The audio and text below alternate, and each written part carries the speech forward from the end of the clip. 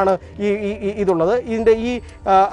ഇതിന്റെ കാർഡുകൾ, അതിന്റെ ഡെബിറ്റ് കാർഡുകളൊക്കെ തന്റെ പിതാവും സഹോദരനുമാണ് ഉപയോഗിക്കുന്നതെന്നാണ് ഷൈൻ ടോം ചാക്കോ പോലീസിനോട് പറഞ്ഞിരിക്കുന്നത്. പക്ഷേ താൻ ഈ ലഹരി ഇടപാടുകൾക്ക് ചിലപ്പോഴൊക്കെ തന്നെ ഗൂഗിൾ പേ വഴി പണം ചിലർക്ക് കൊടുത്തിട്ടുണ്ട്. അത് ആർക്കൊക്കെയാണ് കൊടുത്തതെന്ന് തനിക്ക് ഓർമ്മയില്ല.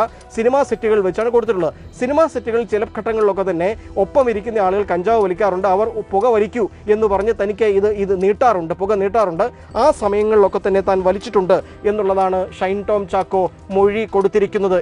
അയ്യോ പാവം, അല്ലെങ്കിൽ ഇത് കഞ്ചാവ് എന്താണെന്നോ കഞ്ചാവിൻ്റെ ഉപയോഗം എന്താണെന്നോ ഒന്നും അറിയാത്ത ആളാണല്ലോ ഷൈൻ.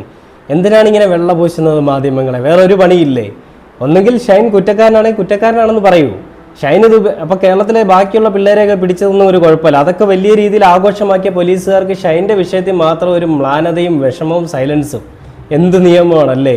കേരളത്തിൽ ഓടി നടന്ന് എല്ലാവരെയും പിടിച്ചിട്ട് അത് വീഡിയോ എടുത്ത് ആഘോഷിച്ച പോലീസുകാരാണ് ഈ കാര്യത്തിൽ മാത്രം ഇത്രയും സൈലൻ്റായി ഇരിക്കുന്നതെന്നുകൂടെ നമ്മൾ ഓർക്കണം.